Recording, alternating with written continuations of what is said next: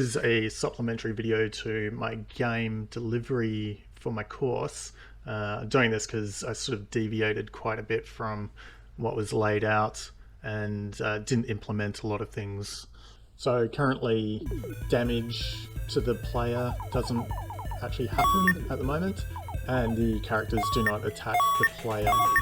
So I spent a lot of time with the actual character itself and the animation, not so much the keyframe animation, but the mouse pointer mechanics in IK. So the heads and the weapon follow the mouse pointer. In the next semester, I want to follow this concept but take it into 3D, so it's still essentially a 2.5D platformer. Still the same look, feel and gameplay, but 3D just seems a lot easier to manage.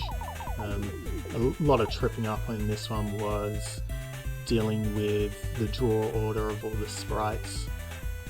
I've added some chapter links in the description below.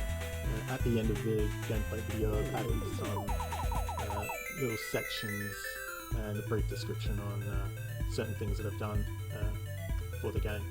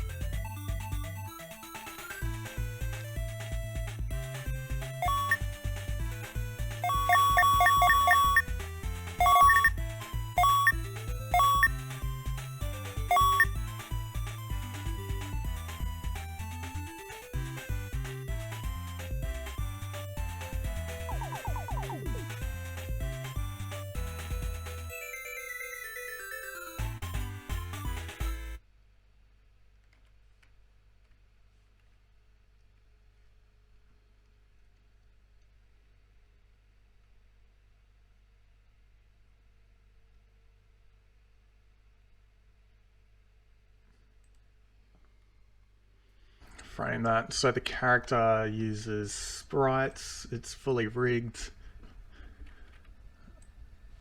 and she's got IK attached to her. So if I grab the feet will move like that.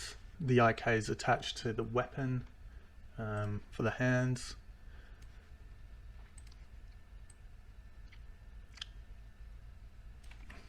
Both the weapon and the head of the character have a mouse constraint script, which also I had to work out how to flip the direction of the head and weapon. So when I'm looking this way, it's fine, but if I'm looking the other way, both the head and weapon will flip upside down. So there was a bit of a knack between that. So before, if I looked the other way, the head and gun would be upside down. Left click is for a raycast.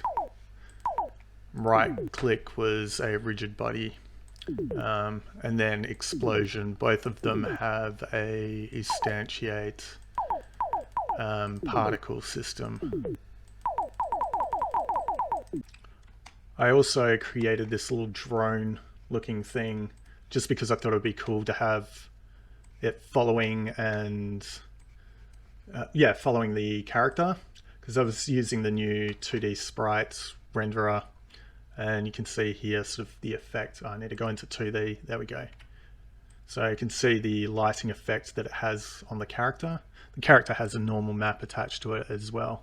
And I just thought it would be cool to, if this was moving around and following the character, that it'll maybe highlight that a bit more. Some of the enemy characters I did in rigged as well, but no IK, so these you can still animate. I grab something like this, opens and closes his mouth. And if I play, you can see there's little tentacle moves and stuff like that.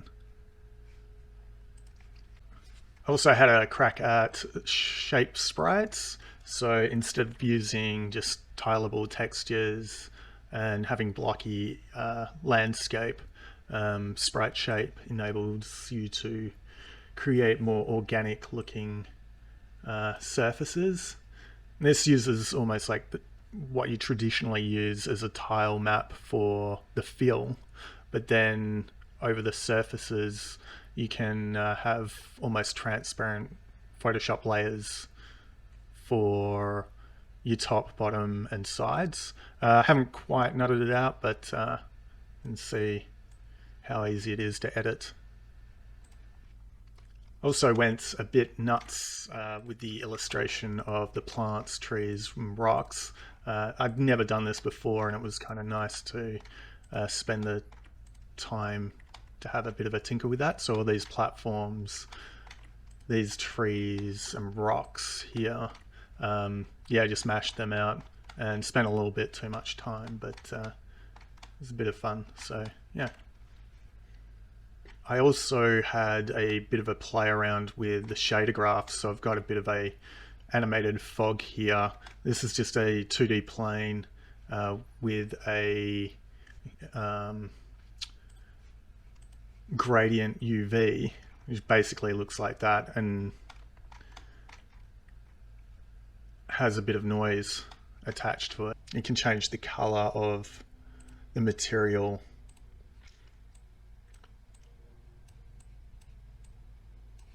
And yeah, there's a bit of a speed one there as well, so it can be a bit faster. And yeah, it could take that even further with a couple more options, but left it there. This background sky is also a shader, and it's just using a simple gradient, but has HDRI to it, so anything brighter than a color will glow with post. So if I hit play, you can see over here in the sides there's a bit of a yellow glow to it for a nice sunset effect.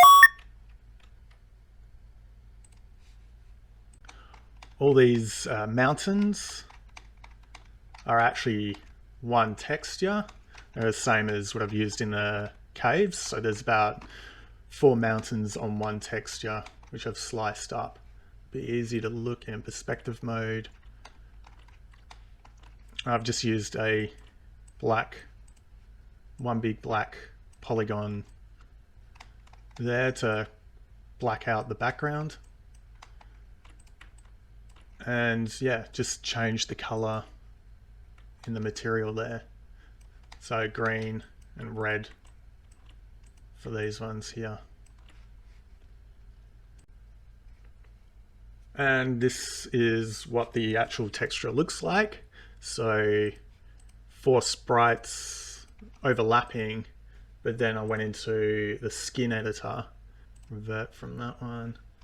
And if I double click on them, you can see the geometry being these individual mountains. So even though the bounding box of this sprite, it hasn't created geometry for this area of the texture, so we don't see it.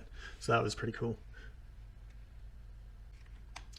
All these trees were the same sort of principle where if I go into the sprite editor, a lot of them are overlapping. To get around that, just have a bit of control over what you see there. So in this one, you can see I've taken out the geometry for the root base of this tree.